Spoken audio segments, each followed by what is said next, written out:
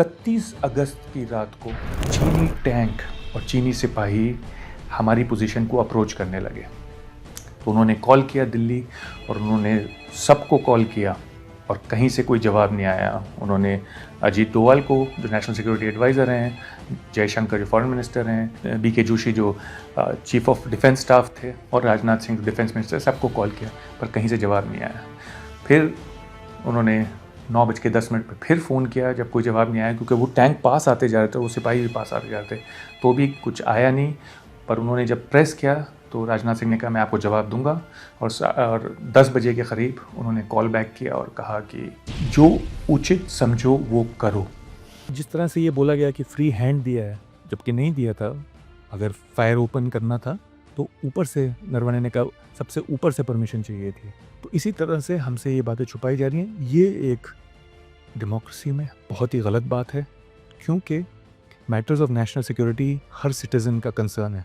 एक तरह से इसको जंग ही माना जाएगा जो गलवान में हुआ, जब आपके 20 सिपाही मारे गए और दूसरी तरफ भी 4-5 मारे गए। ये बहुत ही ख़तरनाक लड़ाई थी। लाठियाँ, बार्ब्ड वायर से लिपटे हुए, नील से भरे हुए क्लब्स, आयरन की रॉड्स, ऊपर से पत्थर फेंके जा रहे थे, बोल्डर्स फेंके जा रहे थे। कई सिपाही तो ऊपर से गिरने से ही मर गए। उनके ऊपर जब ये पत्थर गिरे और वो नीचे नदी में आके गिरे, नदी का पानी फ्रीजिंग था, तो बहुत सारे हाइपोथर्मिया, ठंड से मर गए। हमारे 10 सिपाही भी उन्होंने कैप्चर कर लिए चीन ने, ये हमें बाद में बताया गया। ओवरऑल स्ट्रेटेजिक गैप जो है, पावर गैप इंडिया और चाइना के बीच में, वो बढ़ता जा रहा था। यानी चीन और ताकतवर होता जा रहा था।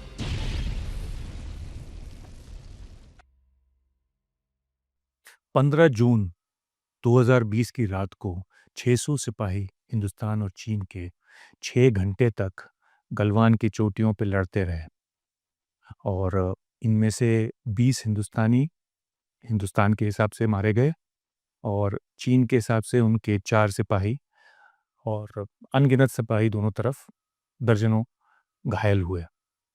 ये हुआ कैसे? सच बोलूं तो मुझे भी, जब मैं 17 जून को उठा और ये खबर पता चली, तो मैं भी आश्चर्य में था कि मैं ये नहीं समझ रहा था कि हिंदुस्तान और चीन की असल में मारामारी शुरू हो जाएगी और इतने सिपाही मारे जाएंगे। क्योंकि हम तो जो आर्मी के बारे में पढ़ते हैं, तो हर नौजवान आदमी और बच्चा जो है वो एक तरह से सपना देखता है फ़ौज में जाने का। पर जो असलियत है फ़ौज की, वो उस रात पता चली और पूरे हिंदुस्तान को पता चली, पूरी दुनिया को पता चली। उसमें हमारे एक कर्नल संतोष बाबू, 16th बिहार रेजिमेंट के कमांडेंट, और उनके साथ 19 और सिपाही मारे गए। ये बहुत ही ख़तरनाक लड़ाई थी, क्योंकि इसमें हथियार, बंदूकें तो नहीं इस्तेमाल की गई, पर अ, एक तरह से लाठियाँ, बार्ब्ड वायर से लिपटे हुए, नील से भरे हुए क्लब्स और आयरन की रॉड्स, ऊपर से पत्थर फेंके जा रहे थे, बोल्डर्स फेंके जा रहे थे। कई सिपाही तो ऊपर से गिरने से ही मर गए। उनके ऊपर जब ये पत्थर गिरे और वो नीचे नदी में आके गिरे, नदी का पानी फ्रीजिंग था, तो बहुत सारे हाइपोथर्मिया, ठंड से मर गए। उस वक़्त ऑन द स्पॉट 4 लोग मरे, और फिर बाकी लोग जो घायल थे और हाइपोथर्मिया में थे, वो अस्पताल लाते में मरे। हमारे 10 सिपाही भी उन्होंने कैप्चर कर लिए चीन ने, ये हमें बाद में बताया गया। अब ये बहुत ही संवेदनशील मामला है, सेंसिटिव मामला है, इसलिए मैं जो भी बोलूँगा तत्वों के आधार पे बोलूँगा, क्योंकि हिंदुस्तान का ये जानना, हर नागरिक का ये जानना कि उस रात क्या हुआ था, ये बहुत ज़रूरी है। हमें ये क्या हुआ, कुछ उस वक़्त पता चला, पर बहुत कम, और ये हल्के-हल्के सामने आता जा रहा है। अब लेटेस्ट जनरल नरवणे, जो हमारे आर्मी चीफ थे उस दौरान, उन्होंने एक किताब लिखी थी 2 ढाई साल पहले, जो सरकार ने पब्लिश नहीं होनी दी, पर उसके कुछ एक्सर्प्ट्स कैरावैन में आए हैं। उनके बेसिस पे मैं आपको ये बता रहा हूँ कि सीक्वेंस ऑफ इवेंट्स क्या था। जनरल नरवणे बताते हैं कि क्लैशेस मई से ही शुरू हो गए थे। खैर, ये तो बात हमें पहले से ही पता थी। डेप्सोंग में, सिक्किम में और लद्दाख के और इलाकों में भी, चुशूल में, कई जगहों पे हिंदुस्तानी और चीनी सिपाही भिड़ते जा रहे थे, और कई जगह लड़ाइयाँ भी हुईं, घायल भी हुए लोग। और फिर तकरीबन मई के दूसरे हफ्ते में एक ब्रिगेड कमांडर्स की मीटिंग हुई दोनों तरफ की, जिसमें चीनियों ने कहा कि हम गलवान की घाटी में टेंट सेटअप करना चाहते हैं, क्योंकि बहुत रात हो गई है, हमारे सिपाही यहाँ पे हैं। नरवणे बताते हैं कि हिंदुस्तानियों ने उनको कहा कि हम अपने सुपीरियर से पूछेंगे, अपने कमांडर से पूछेंगे और फिर आपको बताएंगे। पर चीनियों ने उसका इंतज़ार नहीं किया, उन्होंने वो टेंट वहाँ पे सेटअप कर लिए। और जगहों पे भी उन्होंने सेटअप किए हुए थे पहले टेंट, क्योंकि चीन की ये स्ट्रैटेजी रहती है कि हल्के-हल्के ज़मीन सलामी स्लाइसिंग या क्रीपिंग अप्रोच हो। जब कई बार कहने पर उन्होंने अपने नहीं हटाए टेंट, तो 15 जून के आसपास हिंदुस्तान ने भी डिसाइड किया कि हम अपने 2 टेंट वहाँ सेटअप करेंगे गलवान में। और कर्नल संतोष बाबू को ये ज़िम्मेदारी दी गई। अब ये किसका फ़ैसला था, ये नरवणे नहीं बताते कि हम वहाँ पे सेटअप करेंगे टेंट्स। वो बस ये बताते हैं कि मैंने पहले से ही अपोज़ किया मई में, जब चीनी टेंट सेटअप हो रहे थे, पर मुझे वहाँ के northern army commander Y K. Joshi, lieutenant general Y K. Joshi ने कहा, और कोर कमांडर ने, 14 कोर वालों ने मुझे एश्योर किया कि हम जब दिल चाहे ये हटा सकते हैं। और वैसे भी जैसी जो शायोक रिवर जो वहाँ से गुज़रती है गलवान में से, वो जब फ्लड में आएगी तो ये चीनियों को अपने टेंट हटाने ही पड़ेंगे। पर ऐसा नहीं हुआ, जैसे हमें पता है कि क्या हुआ इवेंचुअली। दूसरा उनका तत्व ये है कि वो बताते हैं कि 31 अगस्त की रात को चीनी टैंक और चीनी सिपाही हमारी पोज़ीशन को अप्रोच करने लगे। हमने उससे 1-2 दिन पहले 29-30 की रात को, अगस्त की रात को, कैलाश रेंज में ऊँचाइयों पे कैप्चर कर लिया था। और जिसके पास ऊँचाई होती है, वो एक एडवांटेजेस पोज़ीशन में होता है। तो चीनी भी इस बात से चिढ़ रहे होंगे। उन्होंने हल्के-हल्के एडवांस करना शुरू किया, तो भारतीय सिपाहियों ने एक इल्यूमिनेटिंग फ्लेयर फायर किया, जिससे रोशनी होती है। पर उससे नहीं माने, चीनी आते रहे। तो वो कहते हैं कि तकरीबन 8:15 बजे मुझे कॉल आई नॉर्दर्न आर्मी कमांडर की, लेफ्टिनेंट जनरल जोशी की, कि ये एडवांस कर रहे हैं, हमें क्या करना चाहिए, क्या हमें परमिशन है टू फायर। तो उन्होंने कॉल किया दिल्ली, और उन्होंने सबको कॉल किया, और कहीं से कोई जवाब नहीं आया। उन्होंने अजीत डोवाल को, जो नेशनल सिक्योरिटी एडवाइज़र हैं, जयशंकर जो फॉरेन मिनिस्टर हैं, जो बी.के. जोशी जो चीफ ऑफ डिफेंस स्टाफ थे, ओवरऑल सारी सर्विसेज के चीफ थे, और राजनाथ सिंह डिफेंस मिनिस्टर, सबको कॉल किया, पर कहीं से जवाब नहीं आया। फिर उन्होंने 9:10 पे फिर फ़ोन किया, जब कोई जवाब नहीं आया, क्योंकि वो टैंक पास आते जा रहे थे, वो सिपाही भी पास आते जा रहे थे, तो भी कुछ आया नहीं। पर उन्होंने जब प्रेस किया, तो राजनाथ सिंह ने कहा मैं आपको जवाब दूँगा, और 10 बजे के करीब उन्होंने कॉल बैक किया और कहा कि अ, जो उचित समझो वो करो। अब इसका क्या मतलब है? जब जबकि नरवणे बताते हैं कि अ, ओपन फायर की परमिशन किसी यूनिट को नहीं थी। जब आर्मी ने बहुत प्रेस किया एक मीटिंग में कि भाई हमारे 20 आदमी पहले ही मारे जा चुके हैं, क्या हमें अ, और हथियार तो सब सिपाहियों के पास थे, गलवान में भी थे असल में हथियार, पर फायर ओपन नहीं हुआ दोनों साइड का, क्योंकि एक एग्रीमेंट था इंडिया और चाइना के बीच में कि फायरिंग नहीं होगी बॉर्डर पे। तो क्या अब अगर फिर से ऐसा हादसा हो, तो क्या हम ओपन कर सकते हैं फायर? तो फिर जब बहुत प्रेस किया आर्मी ने, तो ये आदेश आया कि आप कर सकते हैं, सिर्फ़ अपने आप को, अपने यूनिट को बचाने के लिए, बाकी यूनिट्स नहीं करेंगे, और वो भी यूनिट अगर जान के खतरे में हो तो। अब हमें तो ये बताया जाता है कि भई खुली छूट थी सेना को, पर दिख रहा है कि नरवणे की किताब से कि ऐसा नहीं था, खुली छूट नहीं थी। और यहाँ तक कि 31 अगस्त की रात को जब वो टैंक आ रहे थे, तो भी अ,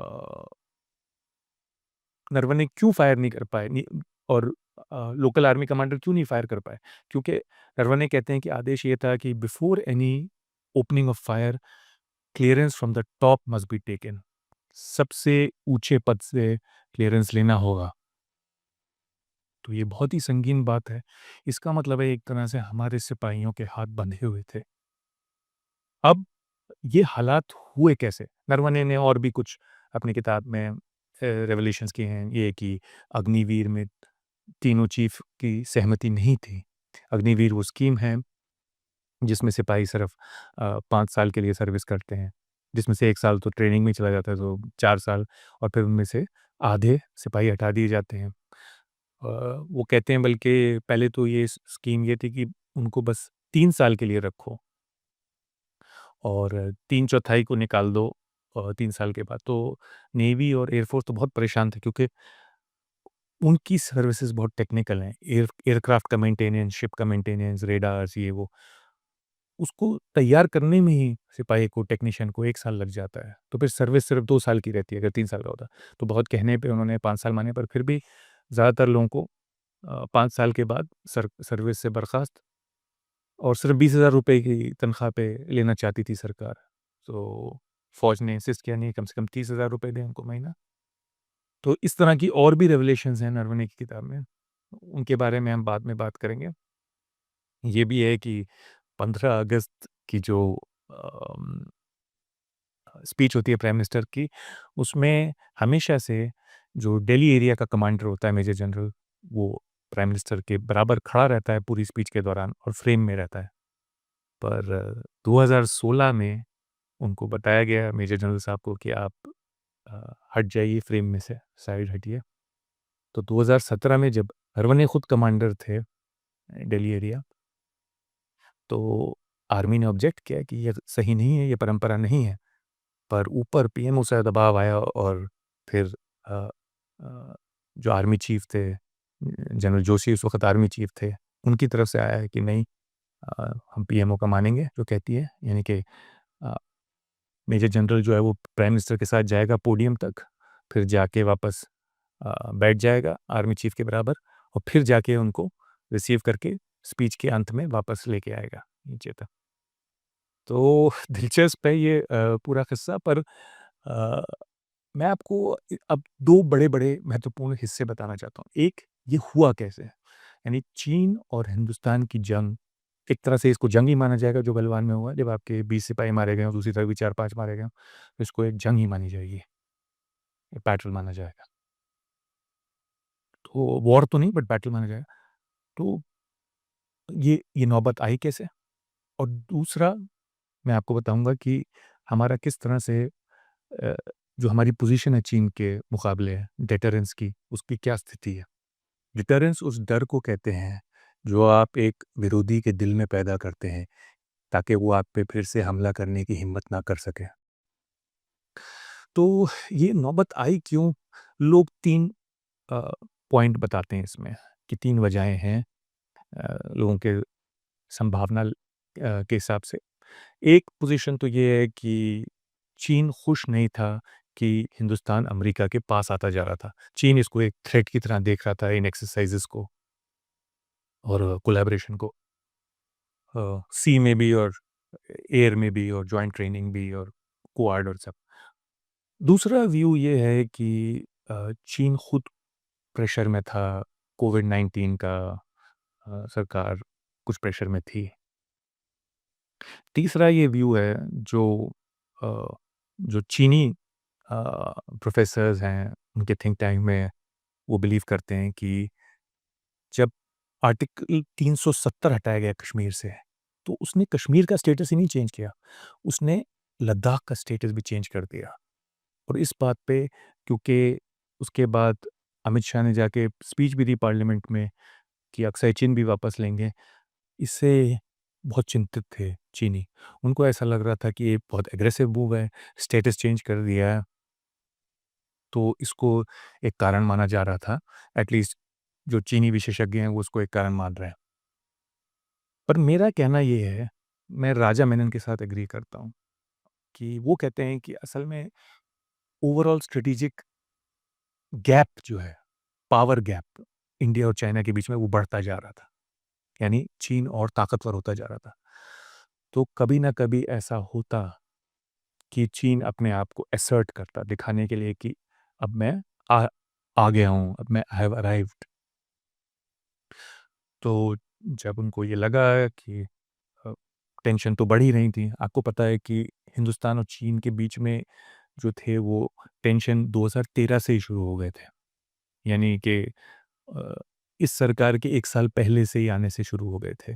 कई सारे इंसिडेंट हैं, वो अब मैं डिटेल में नहीं जाना चाहता, डेप्सांग में, चुशुल में, और फिर फाइनली 2017 का आपको इंसिडेंट याद होगा डोकलाम में, कि जहाँ पे हमारी चिकन नेक है, यानी कि वो 10 से 20 किलोमीटर का कॉरिडोर बांग्लादेश और भूटान के बीच में, जो हमारे नॉर्थ ईस्ट को कनेक्ट करता है हमसे, वहाँ पे डोकलाम जो भूटान में एक जगह है, पर चीन उसको क्लेम करने उसका कुछ हिस्सा क्लेम करता है ताकि वहाँ प्रेशर बना सके इंडिया की चिकन नेक पे। उसमें दोनों मुल्कों का कॉन्फ्रंटेशन हुआ, और और बहुत दिन चला वो, कई महीने चला। ट्रूप्स रहे वहाँ पे दोनों साइड के। फायरिंग तो नहीं हुई, पर लग ऐसा रहा था कि टेंशन है। तो एक बिल्डअप था ऑलरेडी, और जैसे मैंने बताया कि 2019 में और बिल्डअप हुआ टेंशन का, 2020 में और इंसिडेंट्स हुए, वायलेंट ज़्यादा होने लगे इंसिडेंट्स, और मई से ही हो गए थे शुरू, कब जाके 15 जून का इंसिडेंट हुआ। अब इसमें एक घाटा जो हमारा हुआ है हिंदुस्तान का, वो ये है कि नरवणे बताते हैं कि हमने एक्सेप्ट कर लिया कि दोनों साइड गलवान और ऐसी और जगहों से बराबर की बफर ज़ोन छोड़ेंगे। अब चीन तो पहले ही अंदर आ गया था काफ़ी, गलवान जो था वहाँ तक हमारी पेट्रोलिंग थी, उसके आगे तक हमारी पेट्रोलिंग थी। तो चीन तो आगे आ गया था, तो वो जब पीछे हटा, तो जो बफर ज़ोन बनी, वो सिर्फ़ हमारी पेट्रोलिंग एरिया में बनी। तो इस तरह से हमने तकरीबन 900 स्क्वायर किलोमीटर सिर्फ़ लद्दाख में खो दिया, और जगहों पे भी ऐसा हुआ है, अरुणाचल में, सिक्किम में। तो और आप सैटेलाइट पे वेरीफ़ाई कर सकते हैं गूगल करके, और वो बहुत सारे सैटेलाइट फ़र्म्स हैं जो इमेजेस प्रोवाइड करती हैं, और चाइना ने वहाँ पे अब काफ़ी सारा इंफ्रास्ट्रक्चर बना लिया है। बाद में डोकलाम में भी जब कन्फ्रंटेशन ख़त्म हुआ, तो चाइना ने बना लिया वहाँ पे, रोड्स भी बना ली, हार्डन्ड स्ट्रक्चर्स कंक्रीट के बना लिए। गलवान तक में उन्होंने वो बना लिए हैं, क्या कहते हैं, camps, hardened camps, 5G network, fibre optic cables, अ, और हर जगह जैमर्स भी लगे हैं, सैटेलाइट जैमर्स भी लगे हैं, इलेक्ट्रॉनिक वॉरफेयर इक्विपमेंट भी रखा है। कई जगहों पे सैम्स यानी सर्फेस टू एयर मिसाइल्स भी लगा लिए हैं। अब तो चाइना वर्ल्ड का लार्जेस्ट ड्रोन प्रोड्यूसर है, मतलब मिलियंस ऑफ ड्रोन्स बनाता है हर साल, तो वो भी हैं, पूरे यूनिट्स हैं उनके पास। तो चाइना ने ऑलरेडी बिल्डअप तो पहले से ही शुरू कर दिया था 2020 में। मई से ही उनकी 2 डिवीज़न वेस्टर्न थिएटर कमांड में आके हमारे लाइन ऑफ एक्चुअल कंट्रोल पे, हमारे जो उनका हमारा उनका बॉर्डर है, उस पे आके खड़ी कर दी थी उन्होंने।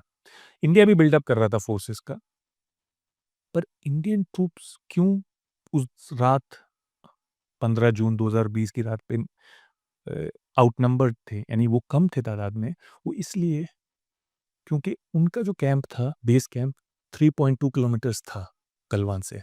तो रीइंफोर्समेंट्स के लिए हमारे पास प्रॉपर सड़क नहीं थी कि हमारे ट्रूप्स पैदल ही आते। पर चीन के पास ये फ़ायदा था कि चीन की सड़कें बन चुकी थी। चीन के जो रीइंफोर्समेंट्स आए, जब लड़ाई शुरू हुई 15 जून की रात, तो वो आर्मर्ड पर्सनल कैरियर से आए। तो वो जल्दी आ सकते थे, वो मोटराइज़्ड व्हीकल से आए वो लोग। तो अ, मैं जो नंबर्स दे रहा हूँ, वो ऑफ़िशियल नंबर दोनों साइड के हैं, क्योंकि लोग तो कुछ भी क्लेम करते हैं, पर जो सरकारें आँकड़ा देती हैं, मैं उन्हीं को रिपीट कर रहा हूँ, क्योंकि वही वेरिफ़ाएबल माना जाएगा।